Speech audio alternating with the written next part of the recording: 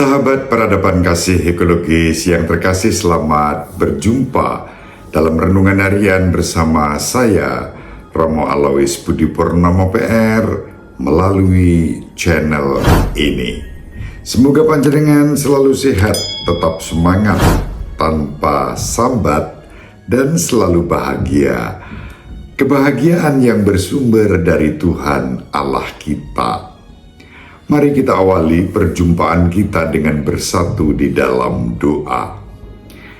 Allah Bapa yang Maha Pengasih dan Penyayang, kami bersyukur kepadamu karena Engkaulah Allah sumber kehidupan bagi kami.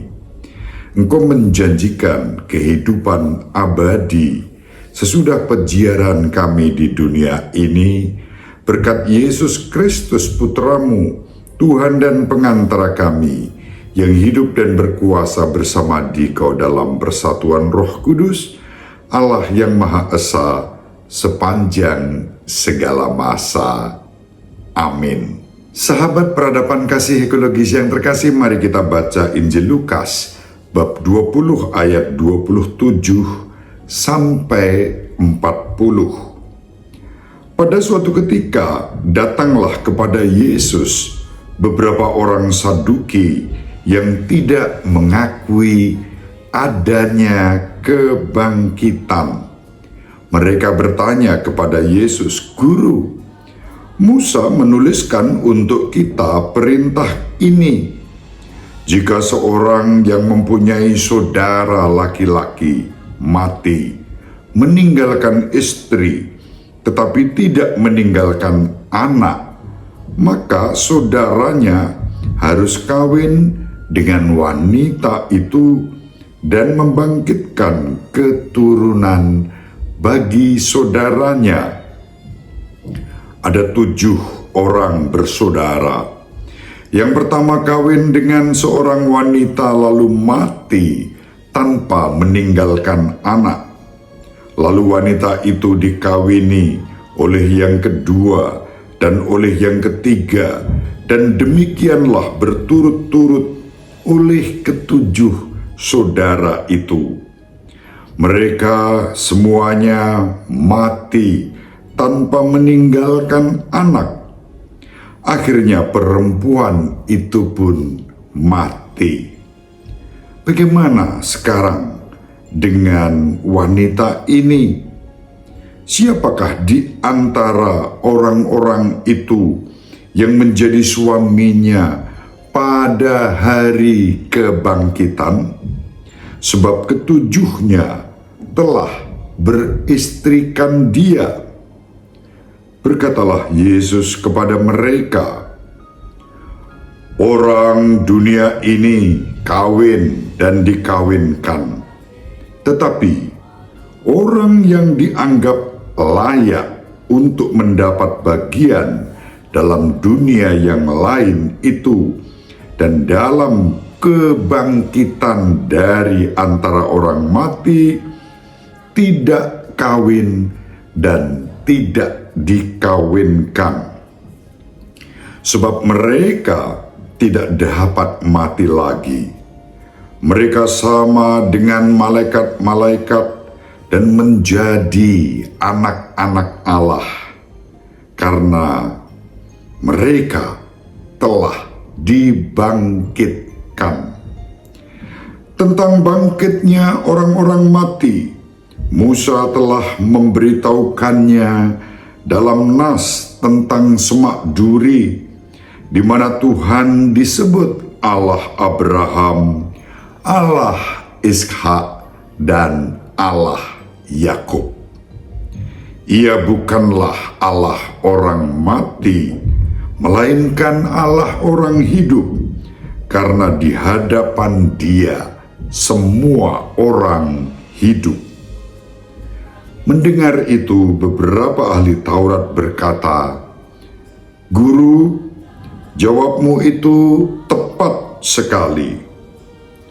Maka mereka tidak berani lagi menanyakan apa-apa kepada Yesus. Demikianlah sabda Tuhan.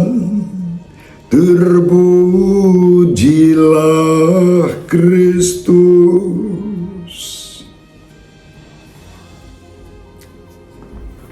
Sahabat peradaban kasih ekologis yang terkasih, Injil yang diwartakan kepada kita pada hari ini mengajak kita untuk berjumpa dengan Yesus yang dengan gamblang menjelaskan bahwa Allah bukanlah Allah orang mati, melainkan Allah orang hidup. Kehidupan baru sesudah kematian ditandai dengan kebangkitan orang mati. Orang yang sudah meninggal dunia memandang wajah Allah bagaikan malaikat-malaikat yang tidak lagi berurusan dengan persoalan-persoalan duniawi.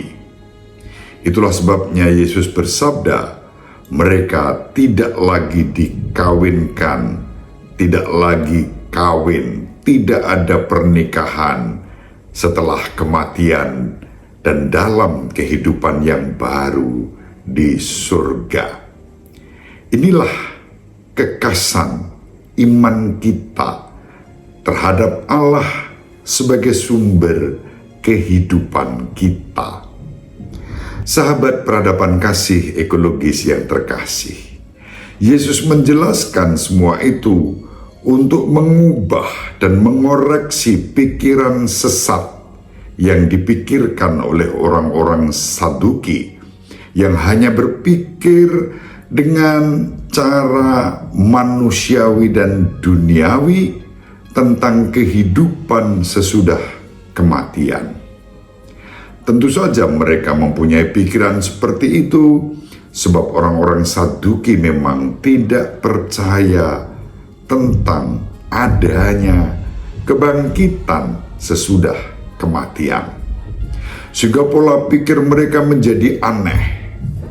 Melalui contoh yang mereka angkat di hadapan Yesus, contoh 7 bersaudara yang menikahi satu perempuan karena tugas kewajiban membangkitkan keturunan terhadap kakaknya. Sahabat peradaban kasih ekologis yang terkasih, kalau kita membaca kisah ini dan mencermati pola pikir orang-orang Saduki, sudah sangat tampak keanehannya. Mungkin kita bisa bercanda, tentu kasihan ya perempuan yang harus menikah dengan 7 bersaudara. 7 kali menikah, mertuanya sama saja. Menjadi sesuatu yang aneh tentu saja. Tetapi di sini kita dipanggil untuk memiliki pikiran yang jernih. Sahabat peradaban kasih ekologis yang terkasih, pikiran yang jernih dalam iman kepada Allah sumber kehidupan yang kita hayati di dalam Yesus Kristus membuat kita diyakinkan bahwa kehidupan baru dianugerahkan kepada kita. Kita menyembah Allah sumber kehidupan kita, dan persis itulah pengharapan yang terus kita bangun sebagai orang beriman. Allah adalah sumber kehidupan kita. Sahabat peradaban kasih ekologis yang terkasih, mari kita saling mendoakan agar kita tidak dicengkeram oleh pikiran-pikiran manusiawi dan duniawi saat kita berbicara tentang Allah, tentang masa depan, kehidupan dalam keabadian, tetapi kita masuk dalam cara pikir Allah sendiri. Dengan demikian lalu kita menjadi pribadi-pribadi yang bertanggung jawab atas iman yang kita hayati. Sahabat peradaban kasih ekologis yang terkasih, semoga panjenengan semua dimanapun berada tetap diberi semangat dan kesehatan dalam karya pelayanan apapun tugas perutusan panjenengan dimanapun berada. Ibu Maria selalu mendoakan kita, Bapak Yusuf merestui kita dengan keheningannya. Semoga panjenengan semua, sahabat peradaban kasih ekologis yang terkasih, bersama seluruh anggota keluarga dimanapun berada, dibimbing, dilindungi, dan diberkati oleh Allah yang Maha Kuasa, Bapa dan Putra dan Roh Kudus. Amin. Terima kasih, salam sehat, tetap semangat tanpa sambat, selalu bahagia kebahagiaan yang bersumber dari Tuhan Allah kita. Salve, shalom, salam sejahtera, berkah dalam. Sahabat peradaban kasih yang terkasih, sampai jumpa pada episode berikutnya. Terima kasih atas kebersamaan kita. Salam peradaban kasih ekologis, berkah dalam.